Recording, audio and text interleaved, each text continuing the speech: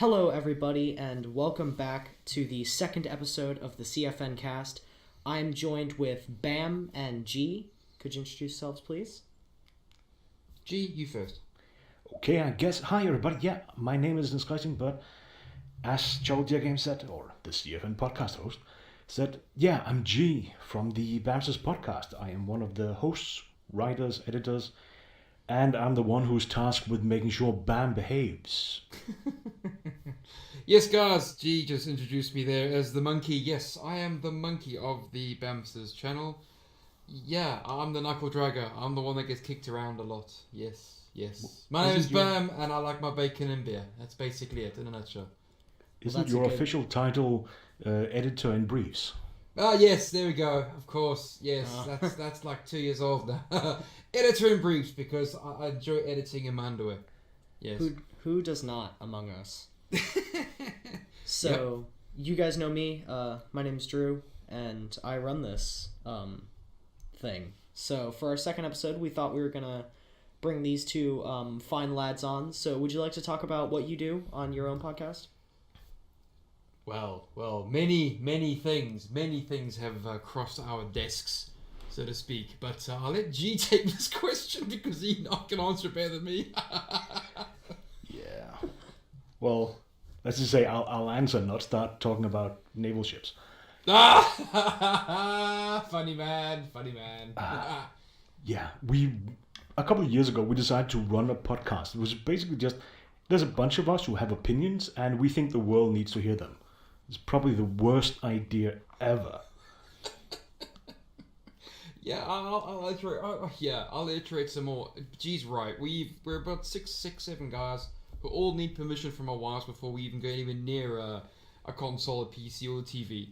And we thought the world needed to hear our opinions. We enjoy games. We are console peasants. We're PC master racers, and we all have our opinions. And we like to share them with the world because the world needs to know what we think. Oh yeah, absolutely. We are the three most important people on the internet right now. I like the way you think.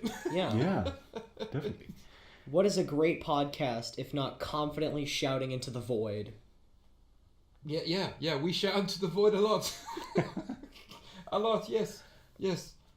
So, this podcast, since it's on its second episode, and the first episode was really more of a test to see if I can get the bloody RSS feed to work at all. Normally you need more than one episode for an RSS feed, no? What? You need more than one episode, really, to have an RSS feed. Yeah, otherwise, it's just a URL that points at a URL. Yeah, pretty much. So, this will be the one that really figures out if it works or not. Years of experience running a podcast, internet-based web show. Yes. We're professional. We had the same issues when we first started, believe it or not. God, we didn't get had that the same part issues. working. Well, G didn't have the issues. I'm still confused as to what our website actually does, believe it or not. G magics and wizards the whole thing on. It's like, okay, I'll sit in my little box. I'm far too cheap to actually purchase a podcast hosting service, so I am just running it off of FeedBurner from a YouTube playlist. That works. So it does. Works. Yeah, it works. That works. I mean, It's worked so far. We took the same one. We had a website, and we had not Bammsters.com, which is, I had a website. I created a subdomain on it, threw everything up there. WordPress and WordPress plugins out there was Sue. That thing is insecure like there's no tomorrow. And got that WordPress working. And then one of the guys' wife just went, "That's ugly." So, yeah, it is. Fair enough. And she redid it for us, and if it looks professional, I blame her. Yes. And we got it on its own domain and everything, but still, we're too cheap to pay for proper hosting, so there's something it works. Yeah, I mean, whatever works. So, on this podcast, I'm going to be talking about specifically more on the end of independent games and the ventures therein. So, have you guys been playing any independent games recently that you find interesting? I think quite a lot. Yeah, quite a lot. A lot of independent developers need some spotlight, and it's annoying that they don't get the spotlight they deserve, because a lot of people we've spoken to deserve it. trust me, they deserve it. There are one or two that we've come across that don't and shouldn't make games, but the vast majority of people we've spoken to are just genuine people who want you to play their game, that they have worked, through the bone to, give you a good experience, but and we try our best, honestly, we do. We try and give them a bit of spotlight, trying to find out about the person, trying to find out about the game, trying to find out what makes them tick, try and humanize the whole indie dev sort of thing. Well, at least I try to. G likes the raw numbers and digits, and likes talking about the polyangle of this particular bit. Okay, I switched off. Click. So yeah, have you been playing anything interesting recently that you like to talk about? G's been playing quite a few. I guess really the latest one we literally the whole team ended up playing was Bacon Man, an adventure. Because how could a podcast that literally includes bacon in every episode not talk about Bacon Man? Yeah, Bacon Man, what a game. Banished to the freezer. Oh, it was a funny game. Funny game. Yeah, Bacon Man, funny game. We've actually just finished an interview with a gentleman who has developed a game called The Ship, and that's a pirate game, and it's in the sort of style of oil-based paintings, and the guy, through his working as a mercenary development, as works as a merc, basically developing for other developers, sat outside and watched Portsmouth Harbour every day for 10 years or something. And every day there's a warship that goes in and out of Portsmouth Harbour, and apparently the guy sat there in awe of these vessels. Yeah, so, yeah, fair enough. Cool. Yeah, that's very interesting. I think I read something about that. I'm very interested in that as a concept. Well, then you should tune into this coming week's episode. Monday, Tuesday, whenever have you. It'll be live. Yes. And Fantastic. any editing faux pas are my fault. And I'll put that link below for their podcast feed and all that, so you can check that out when it does come out. Well, thank you very much. So, yeah, I've been playing quite a few indie games. I've been working on some slightly bigger ones recently that have gotten a little bit more popular. I just finished Celeste recently. Have either of you played that? I didn't, but I was thinking one of the guys, somebody we worked a little bit with in the past was playing it recently. Didn't, I thought wasn't Eben playing that? Ooh, no idea. Oh, right. That game is quite good. I've been very, very, very happy with that game. And, biased much? What's been going on with it? Yeah, I'm quite biased much. Yeah. You developed the game. You want people to play it. You enjoyed the experience of developing it. You want that to share the game with other people, and hopefully they'll enjoy it. Yeah. We've spoken to many people such as yourself, and it's great to be on the receiving end for once. Someone's recording us rather than we record them, and yeah. Less work for us for once. Yeah. So, when we first started talking, you and I, about the podcast as a concept for this episode, you said that you've had some interesting interviews and some really bad ones. Yeah, we've had some very interesting interviews. My favourite one was No You Shut Up Games. Those guys were just a riot. Absolute riot. But they're really perfect example of someone who's been working professionally and just went, F it, we're going to do our own thing. And just sunk everything into it. Yeah. It was a and then it ended up not being a success. The game's awesome, but no, it wasn't a commercial success. Sadly. And now they're back under the yoke of the professionals. Oh, that's a bummer. But if the you thing is, if you could tell me the name of the game, I'd love to link it below in the show notes. Gee, should we? Can you even play the game still, G? That's the thing. You're right. Cause I'm thinking the same. It's still installed on my Steam. It's Atomic Space Command. It's basically a game where it's an arena space combat game. So you pilot your own little ship that you put together. You can buy the individual pieces, you assemble a ship, and then you fly around and you have to control the people inside of it. And, you can send an engineer over to make the engine go faster. Kind of like, I think, Star Trek. Sims in space. Yeah. Yeah. Sounds interesting. Yeah, the idea is awesome. There's some glitches in the execution, including how they did the server side. They ended up costing them too much money running the game. They had Amazon had too many instances pulled up for the service, so not optimal, and it just didn't go where it needed to go. It was a fun game. But it was a fun game, G. It was a fun game.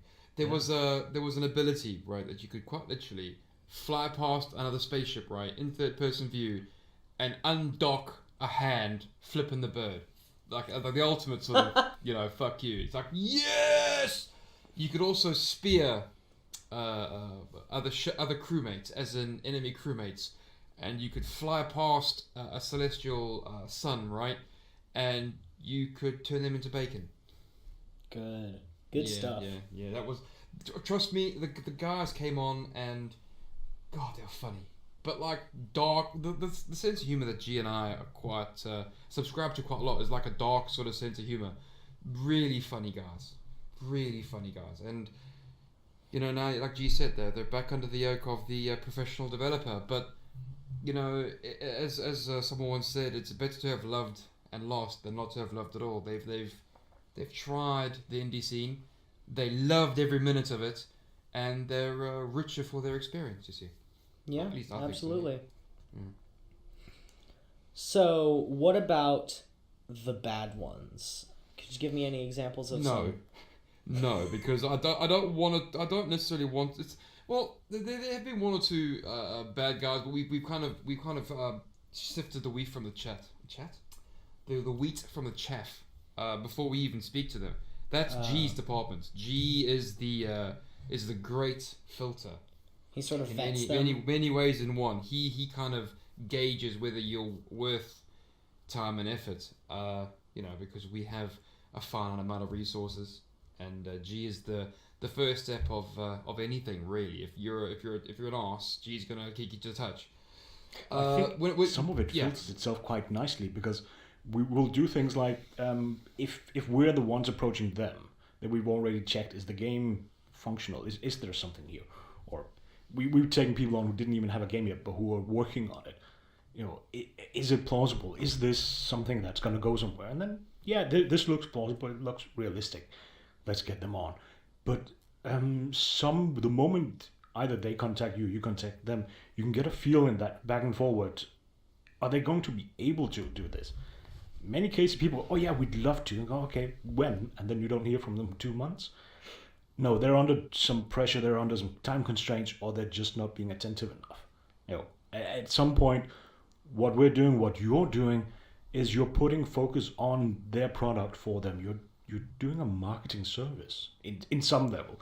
We don't want to look that way, because we don't see it that way ourselves. But at some point, if they're not being serious about doing this, if they're not being serious about setting a date, etc., they get downgraded. I pay less attention to them simply because there are others who then want to be on, who are more attentive, more serious about it. And that works as a really good first filter. Just, I will only push you so much. If you're not, giving a feedback, then you might miss out. And it is one of those headaches, because we know people are, they're preparing for Kickstarters or other crowdsourcing, or they're having a marketing campaign that they're having a development push. Many have day jobs and doing this in the evening. It is difficult to find the time. But the one place you cannot miss out is your marketing activities, because you can have the world's best game and just fail miserably if you don't hit all the notes. I agree. Go back and check out.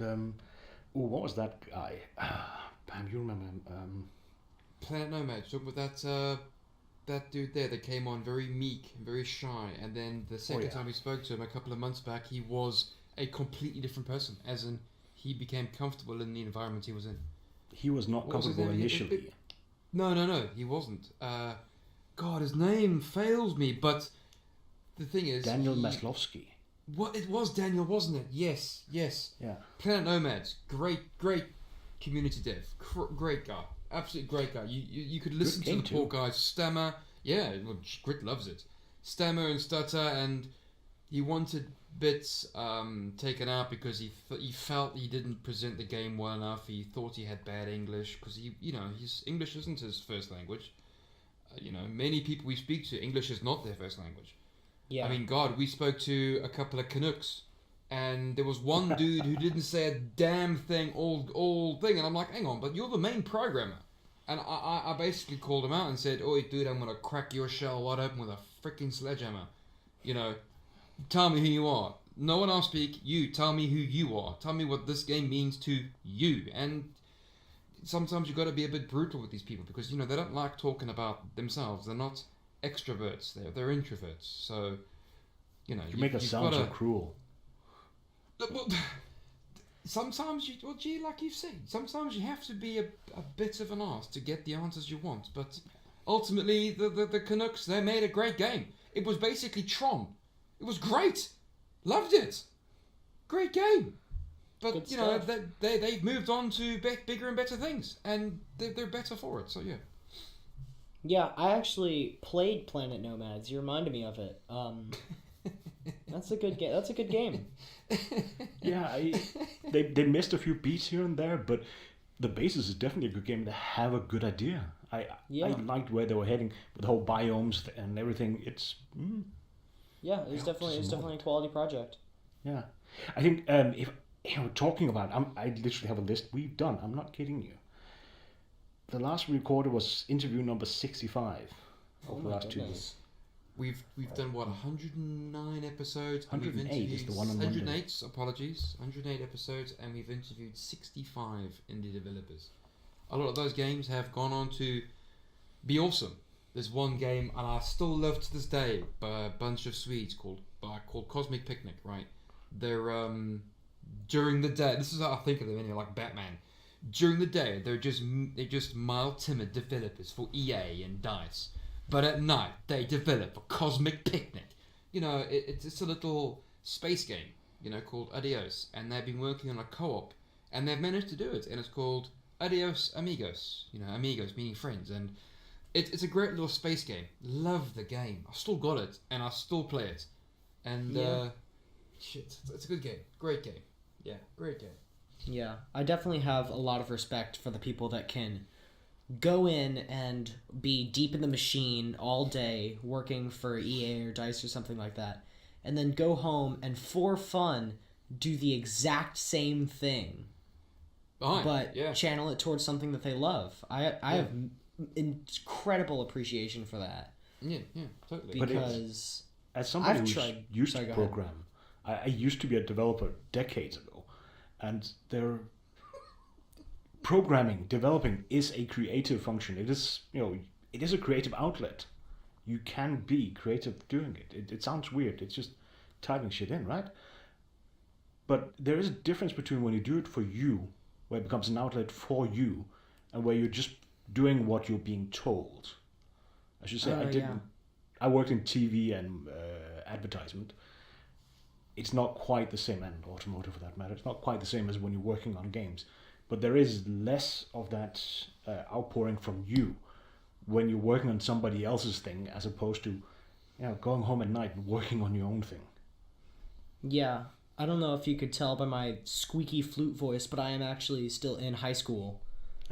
Hey, dude, don't let that bother you, dude. I've spoken to developers who are still in high school developing games. There was a bunch of 21 people or something stupid, G?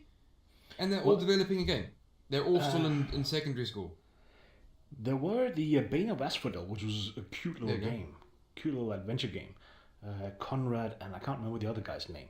They were in school, and this was, about the same level as high school-ish. Yeah. And it was an assignment.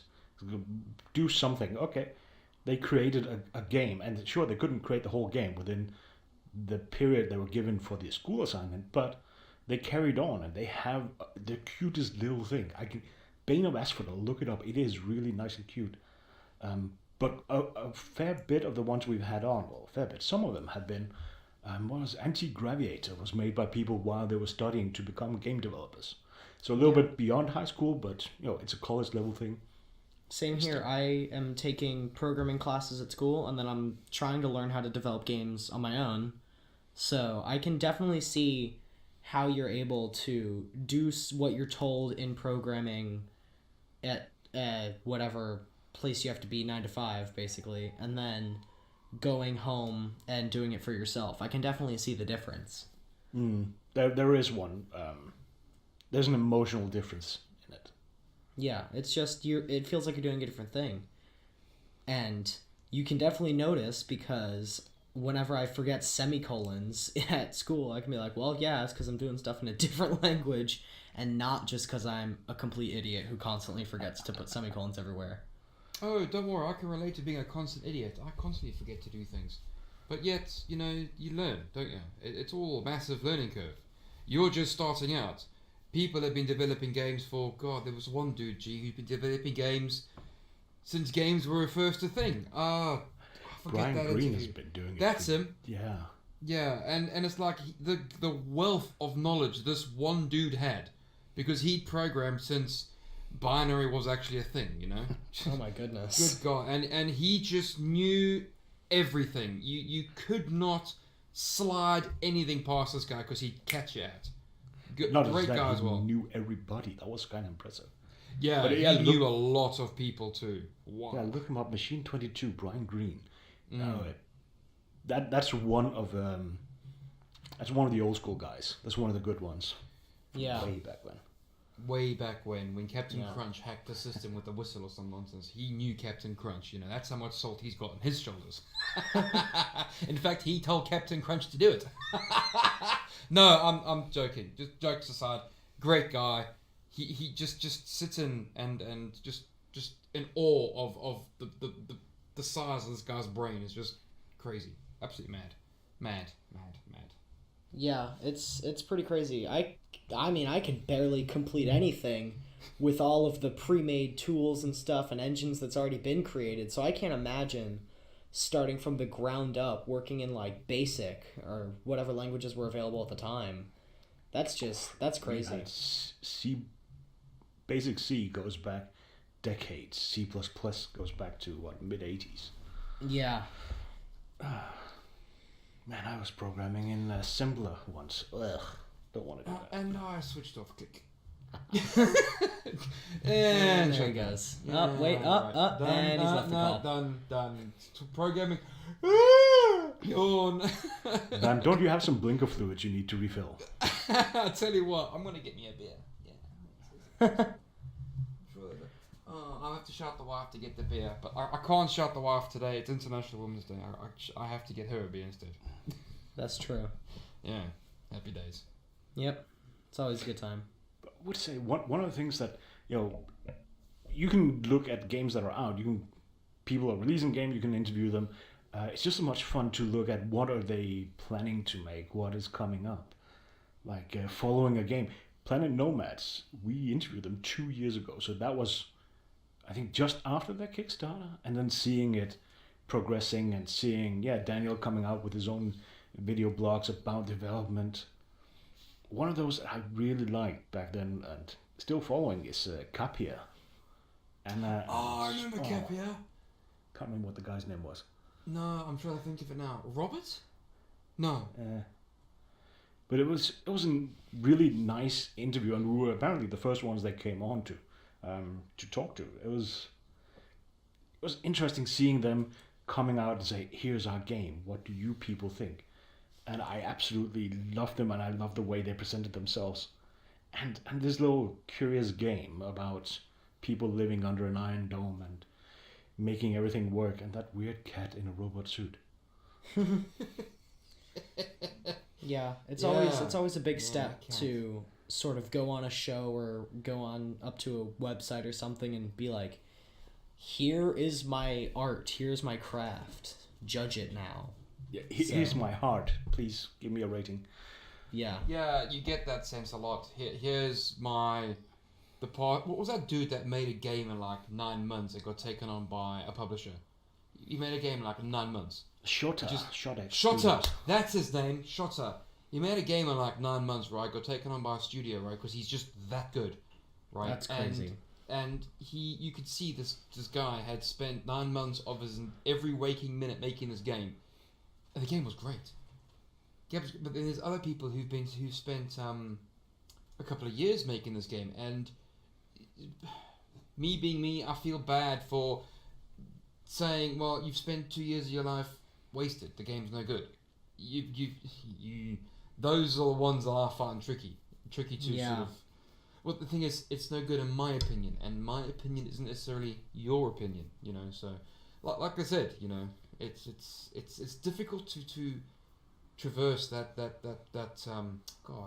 line of.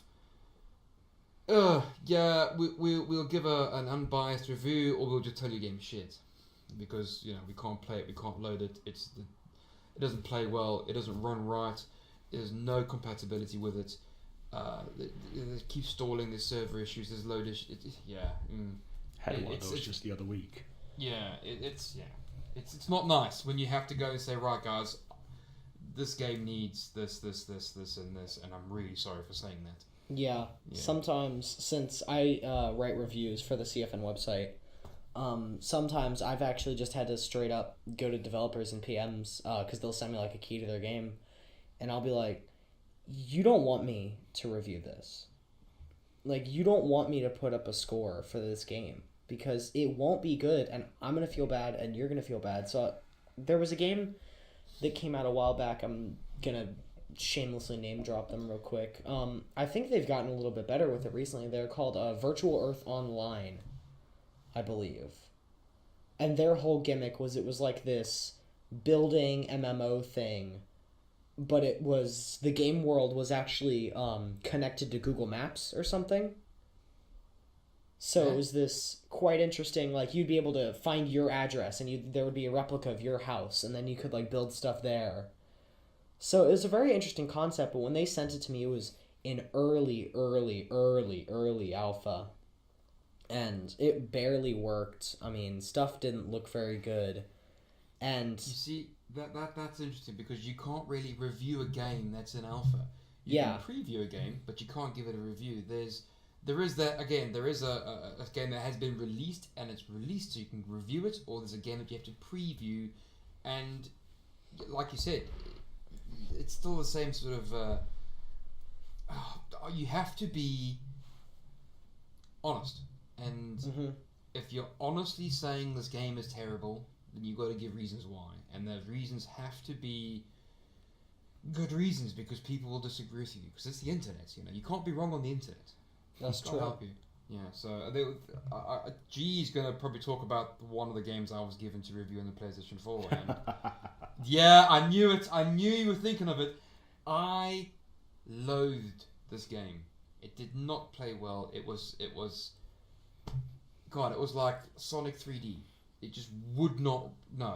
And I told him straight, I'm not reviewing this game because if I do, the developers are just gonna hate us. You know, so I didn't review it. And I've stayed, I'm not joking, I've stayed away from any other PlayStation 4 games since because I'm terrified of what I actually might think of some games. No, it's not funny because I've got like this huge list of games to review and G's getting angry at me. But I'm terrified of reviewing these games because if I have to offer an honest opinion about them, God knows what I'll say. God knows. I mean, believe it or not, I actually liked Destiny. When the first sort of month of Destiny, the first launch, I loved the game. I loved Peter Dinklage's voice. I thought it was great. If there were any failings, honestly, I think it was poor direction towards Dinklage and not Dinklage's fault. I mean, he's a robot. They say he sounds lifeless and robotic. Yes, he's a ghost that's a robot, and he's lifeless and he's robotic. So, is it his fault that he sounds like, or the director's fault? So, I thought he was great.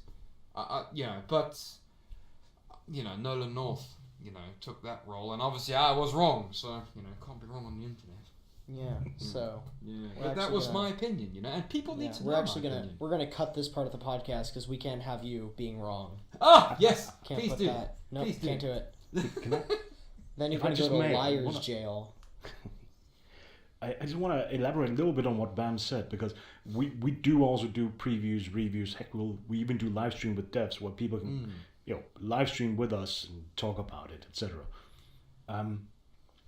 And we said early on, we're not going to review games that are not released. And even in early access, we're loath to review them and give them a score, because that score is going to stick. It's going to stay on a website for an early access game that eventually releases and will no longer be quite the same game. It's not fair. So many times we've said, okay, this is not a review, this is a preview of your game, because you're not where we can review it at this point. And we have even one where it's a release game, Sword Coast Legends, where we went and said, your game's not finished. Here's what we think now, but this is a preview. There's no score attached to it. And we have to do this. But you still have to explain what's wrong with it. So you verbalize or write down what's wrong with the game. And you need to take that point. You need to say, before this point in a game's life, we cannot review it because it's not fair to the game, no matter how much they want a score attached to it. Yeah. But you can post it on Steam and give it a thumbs up, thumbs down at least, because they might need that. Yeah, absolutely. Yeah. I have a little bit less qualms about reviewing games on early access, because in my mind and in my morality, I think as soon as you start charging money for a project, it is now a product for sale and thus can be reviewed. And I really, really, really love how Steam's review system will... I know it's pretty crazy that I said love and Steam in the same sentence, but I love how Steam's review system allows reviews that were in early access, they give them that tag. Yeah. So that way, there's no misconception. So if you see a game has like 15 thumbs downs, but then once it comes out of early access, it has 30 thumbs ups, you can go, okay, well, it's safe to say this is a good game now. That is correct. I think part of it is we put everything up on the website, up on YouTube. If we only post to Steam, it would be less of a headache. But you're also right. Once you started charging for it, you're a fair game. And I'm not going to stop any of the guys who puts a number on it, who gives, here's a review score for this early access game. I won't stop them from it. But even in early access, there can be points where this is not ready yet. Oh, no, yeah. I'll still absolutely turn games away if I'll be like, I don't think you want me to review this because it will be terrible and it will reflect poorly on your game. Yeah. But if they come to me with the project and the project is playable but still not perfect, I'm perfectly fine with reviewing it and giving it a score. Yeah. Well, that's we do the previews pretty much the same way we do the reviews. We don't have any difference except whether we attach a final score to them. So yeah, we'll it's gladly still take an honest opinion, isn't it? So ultimately, that's what matters. Yeah, exactly. It's an honest opinion about what we thought of the game at that time. And when it goes to full release and certain issues that we mentioned were addressed or not, then we can give a review. Totally. So yeah. And a lot of people that we've come to that have come to chat to us, honestly, there's what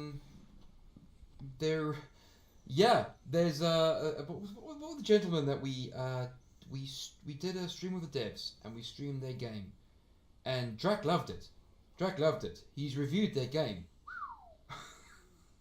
Wow. Yeah, very honest, that one. Very honest. But then that's all you can really ask for, isn't it?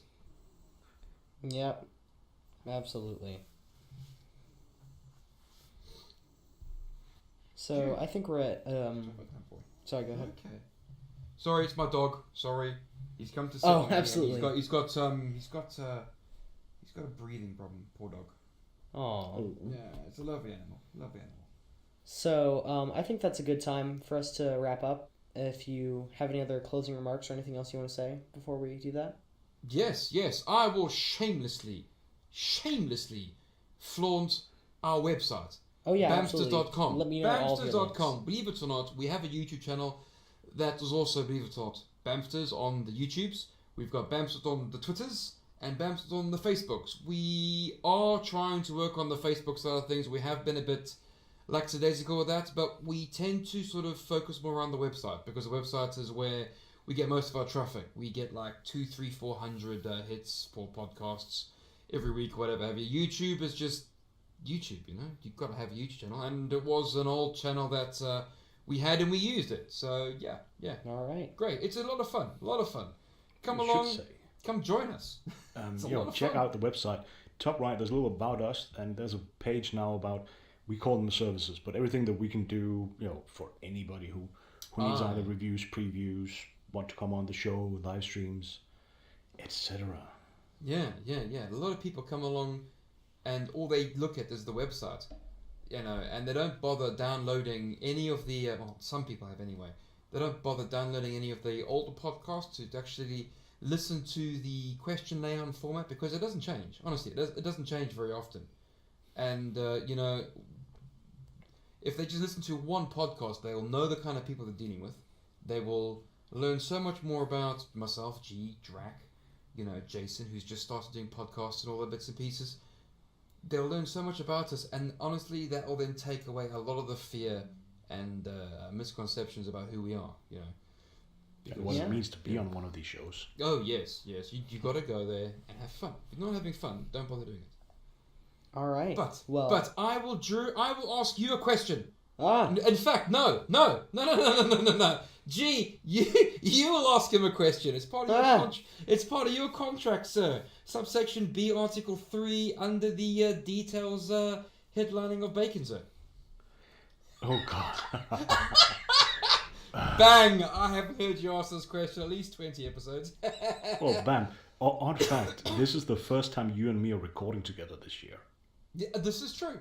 This is also true, yes. So, Drew, chocolatier. Mm-hmm. A question for you that we ask everybody who comes on our show. Oh. And for some reason, we're now asking you on yours. Why don't you just take the show? Why don't you? You just have it all. No. This is your program, bro. We're just owning it right now. That's all. Temporary. You've just hijacked it. Temporary loan. There's two of us, one of you. That's true. No. All right. It's a simple question. Bacon. How do you like bacon? Because I'm assuming you like bacon. Yes. So how do you want it? And just as importantly, you said you were in high school. So what non-alcoholic drink do you want with it? All right. Okay. So, with my bacon, I'm gonna get a nice thick cut of bacon, and then I'm going to cook it in the oven. Now I know that's a bit of an interesting choice, but I think it cooks it a little bit more evenly. You're gonna put it in at 450 Fahrenheit for about 18 minutes. So it's still units. A little bit for freedom unit. So then you're gonna have it's gonna be a little bit crisp but not too crisp. And then, since you're right, I cannot have the alcohols yet. I'm going to have a nice green tea with that. You know who he reminds me of? Who are those guys that came on for the... for that Warhammer one that was doing the sailing ships? He had green tea with his bacon as well, didn't he? Oh, what's his name?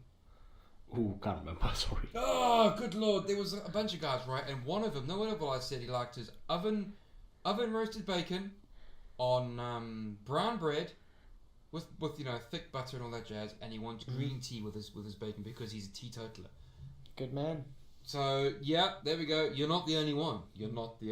Absolutely. Yeah.